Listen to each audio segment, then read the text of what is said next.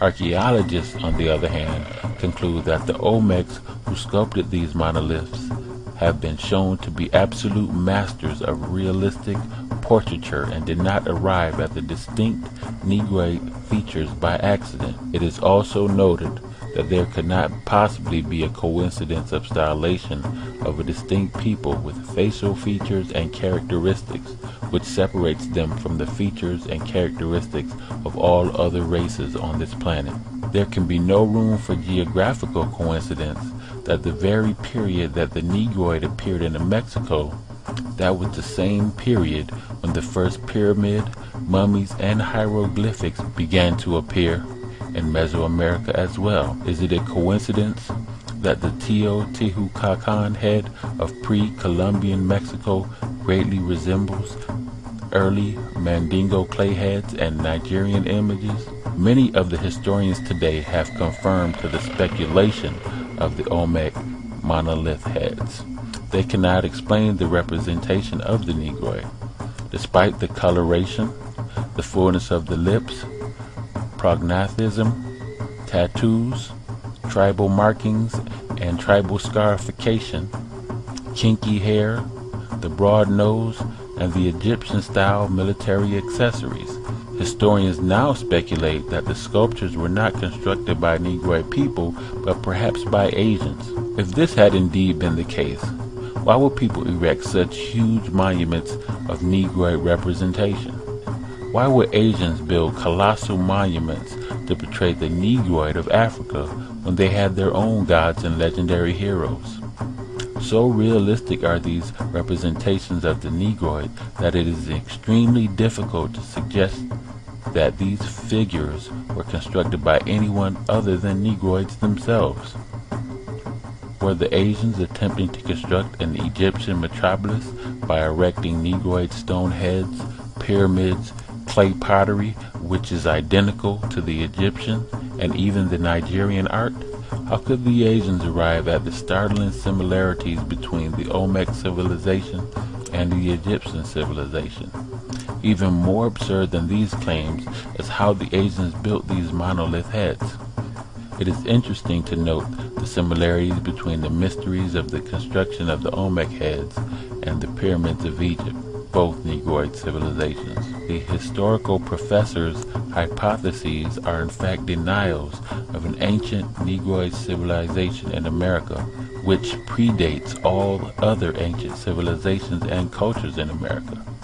No one has denied that the Olmec civilization is perhaps the oldest of America that stretches back into antiquity, nor is there any legitimate denial that the Olmec monoliths represent Negroid people. However, there is denial that the true indigenous people of America were Negroid. Research shows that the Olmecs did not mysteriously vanish as suggested by historians, but that the Olmecs migrated far north and mixed in with the 4th century Chinese missionaries under Buddhist monk Hu Shen, who traveled to what is now California and produced what Columbus mistakenly called Indian and the British called the Red Man. Other Olmecs migrated to Southeast America and established settlements. Research suggests that Olmecs mixed in with Negroid traders from Morocco, the Moors, thus becoming known as Washoe, and established governments and sovereign nations thousands of years prior to the arrival of the Europeans. These claims have thus been repudiated by historical circles who have gone beyond the call of duty to counteract the suggestion that the original Native American, in every sense of the word, were African, Negroid, Black, Egyptian, or Nubian people, and not red men living in huts and teepees. So, who were the Olmecs? Where did they come from and why? Why does the Olmec culture parallel Egyptian culture? Who are the black gods carved in the stone found in Mexico? Did the Olmecs simply vanish, or do they still exist today under various names like African American, Negro, Black, Mexican, Puerto Rican? Is there a cover-up governed by archaeological and historical circles to hide the present identity of Olmecs in order to protect the land that would otherwise technically and literally be owned by these indigenous people? We owe it to ourselves to unearth the largest find to date. This find is that of the very first Americans. Where did the Olmecs come from? The Olmecs came from Nubwa in Central Africa, and they migrated to America, in which they named in their Kushite language Utala, which means vacate. When the Olmecs discovered that there was actually a North Utala and South Utala, the word Utala became plural, which became Atlan, which is where the word Atlantis and Atlanta came from. The Olmecs were a tribe in Africa called Dogon in Mali. When the Dogons migrated to America, they also imported the rubber tree, which is only indigenous to Africa. The Dogons used the sap from the rubber tree to make shoes, coats, capes, and they were the first to introduce soles on shoes in the New World. The name Olmec means rubber people. The rubber was also used to make large balls for the Olmecan ball game ceremonies, which was played in large stone arenas. When Christopher Columbus arrived in the West, he states that he saw natives kicking around a large ball that was made of some type of acacia. Columbus took some of these trees and balls back to Spain with him, and today, soccer is the favorite national sport of Spain. These Olmecs set up empires and cities that predates even the Inca, the Aztecs, and the Mayans. The Olmecs were not Siberians. The Olmecs were dark-skinned, big-lipped, wide-nosed Africans, just as they are portrayed in the stone monoliths. The step pyramids of Egyptians closely resembles the step pyramids found in the Americas. The double crown of Lower Egypt and Upper Egypt with the bird and the serpent is also found in Olmecan culture, with Upper and Lower Egypt being Northern and Southern America. The Mexicans have 4 calendars. The 4th calendar is identical to the Egyptian calendar. In Mexico, there was found a type of paper made from a specific type of wood pulp that scientists say can only be found in Egypt. Even the ceremonial dance of the Hopi Indians is identical to the Dogon's Bado dance of Africa, using the same symbols and spirit names. Various tribes such as the Osage and the Apache use the crescent moon symbol, which is the national symbol of Angola, Mauritania, Tanzania, the Sahara, and Algeria, all found on the continent of Africa.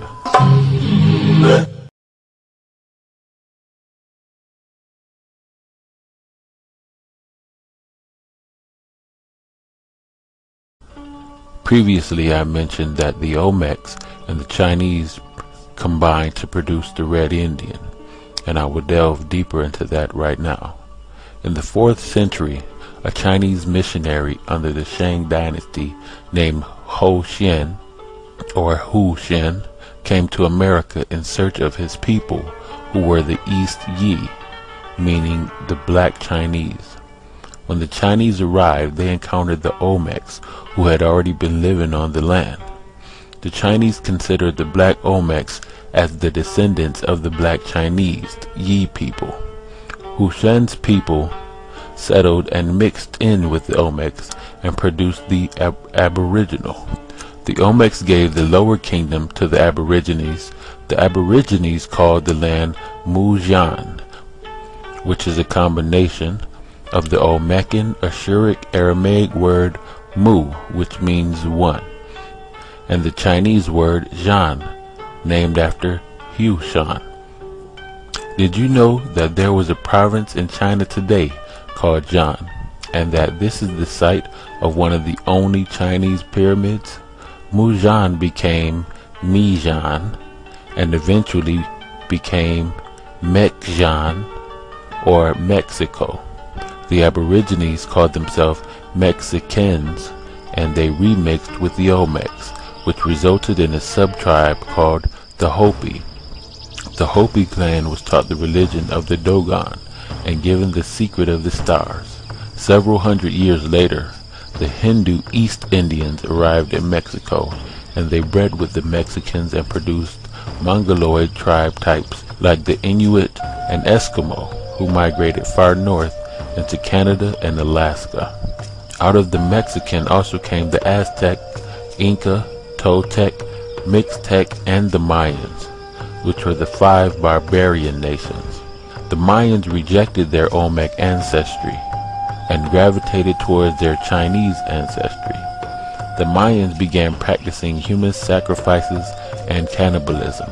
The Mayans were banished by the original Olmecs and were told to leave or be destroyed. The Mayan relocated and sailed east to Asia and mixed in with the Mongols of Southeast Asia and became known as Angkor.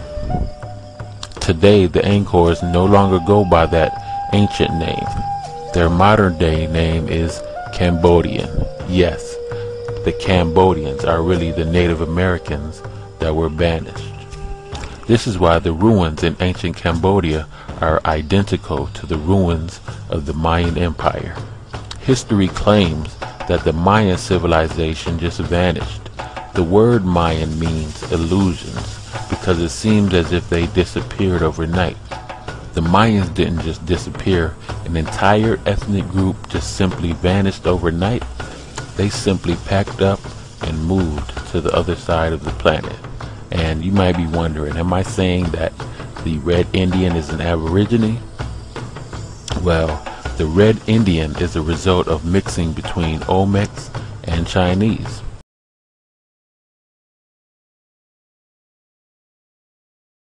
This is why you have some Native Americans with dark skin and Negroid features, and some with light skin and Mongoloid features.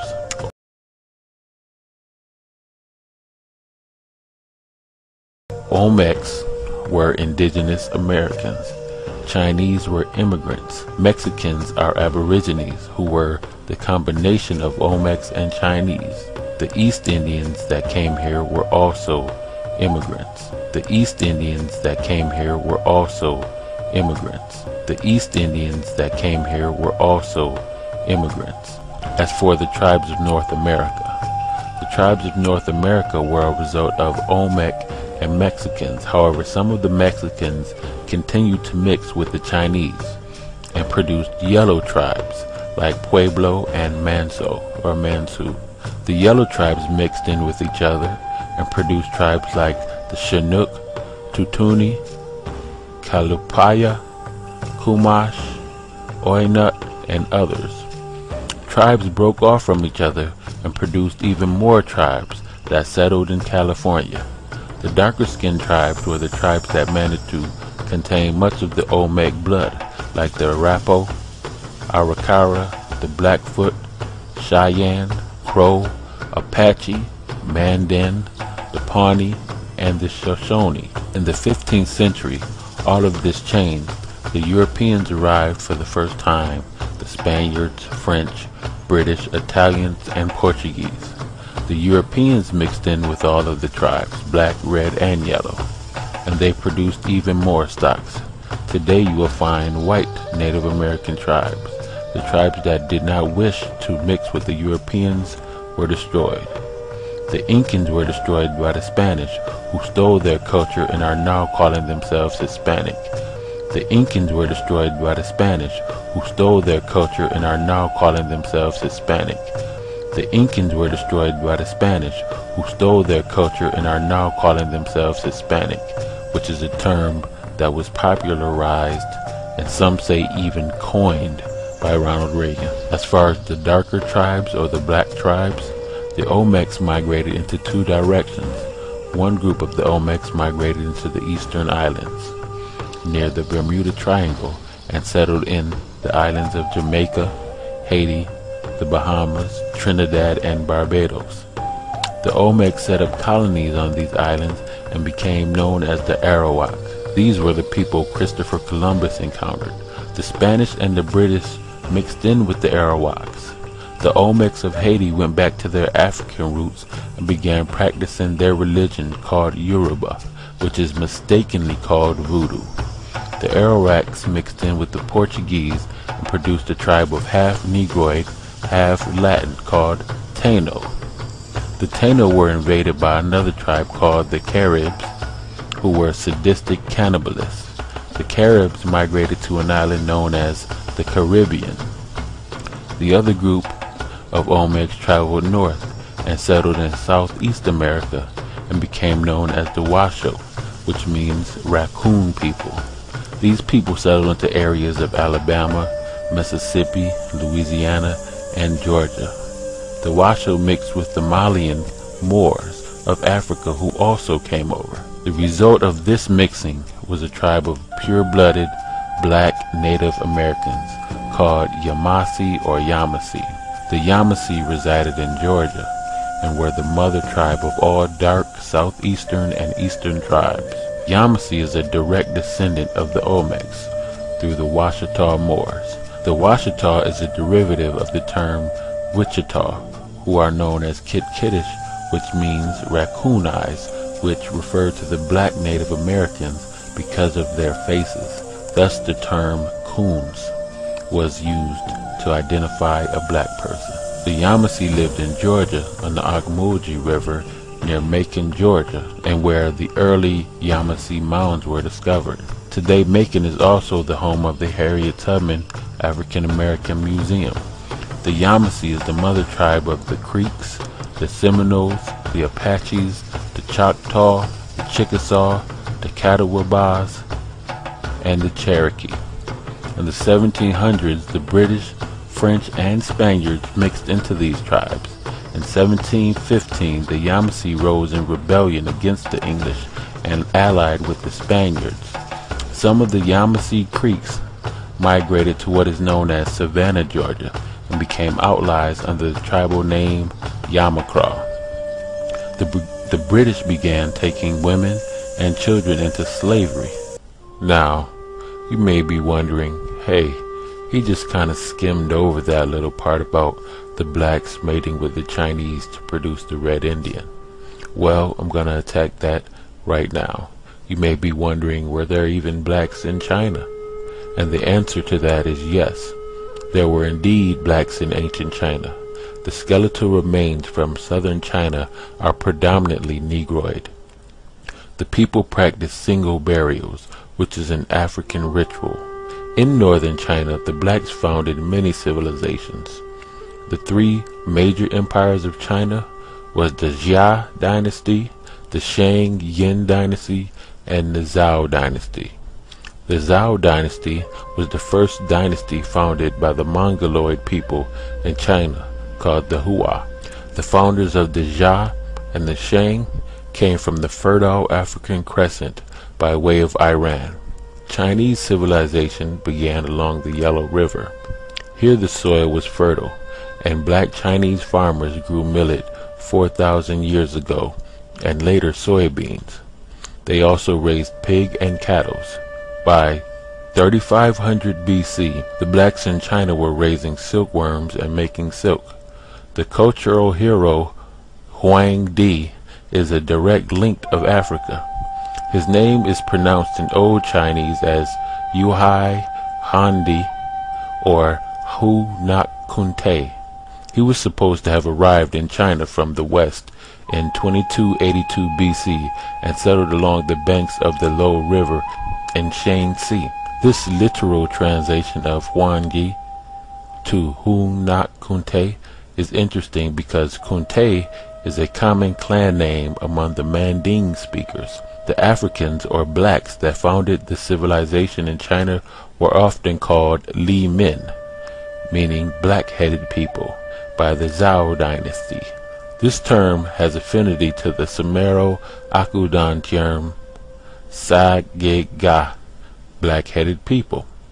These Li Men are associated with the Chinese cultural hero Yao. We know very little about the sounds of the ancient Chinese because ancient Chinese was very different from Old Chinese and Middle Chinese and the modern Chinese dialects. This results from the fact that the Chinese dynasties were founded by a diverse ethnic group. Jia and Shang Li, i.e. Black Shang, were founded by Dravidian and Manding speakers. Shang Yin was founded by classic Mongoloids, and Zhao by contemporary Chinese. This explains the difference in pronunciation for ancient Chinese spoken by the Jia and Shang peoples and Old and Middle Chinese, or a variant thereof which is spoken by the Zhao people. The Shang characters compare favorably to the ancient Proto-Saharan script used by the Harappans in the Indus Valley, and the Manding script used in the ancient Sahara and Crete. Clyde Winters outlined the spread of the Proto-Saharan script to Harappa and throughout the Sahara African and Asian by the Dravidians and the Manding. Evidence of Chinese writing first appears around 2000 BC as pottery markings.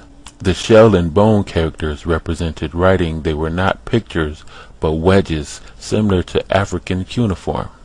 The Shang symbols compare favorably with ancient Manding symbols as well. Although there are different contemporary pronunciations for these symbols, they have the same meaning and shape.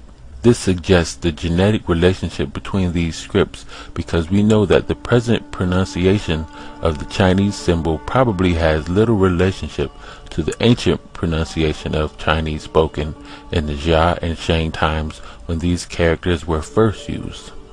This cognation of script supports the proposed Dravidian and Manding migration and settlement of China during the Jia times.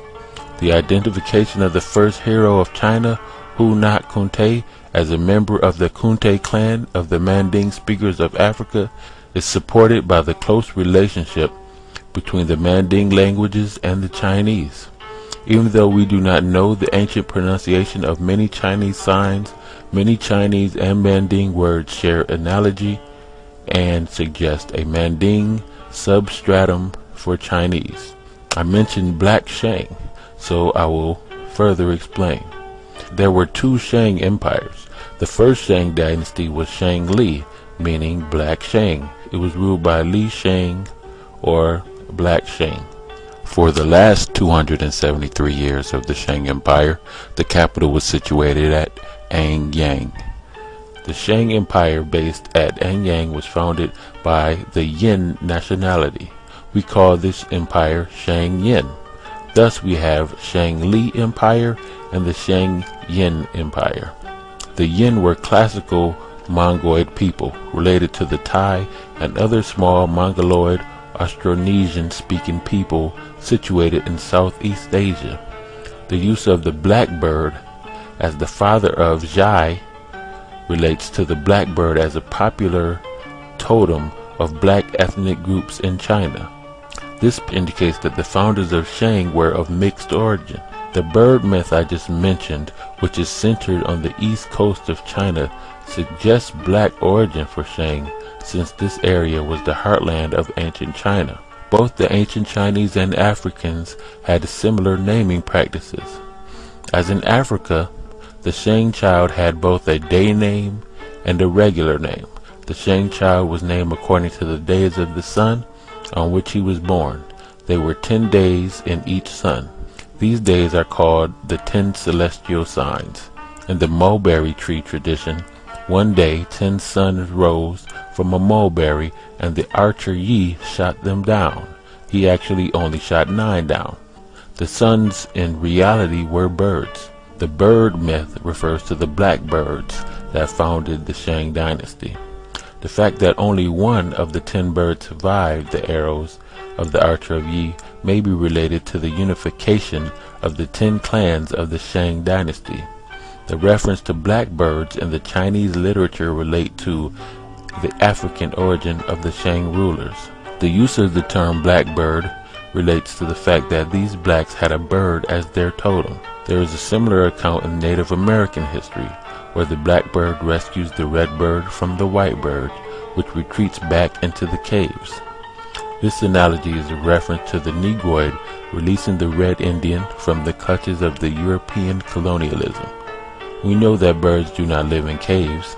The cave is a reference to the mountains of Europe, the Caucasus Mountains. And as far as blacks in Asia today, many Africans and Chinese mixed and moved far north into Tibet, where they become known as nomads and live a very similar life to the Africans in Kenya. The Dravidian speakers originally came from Nubia.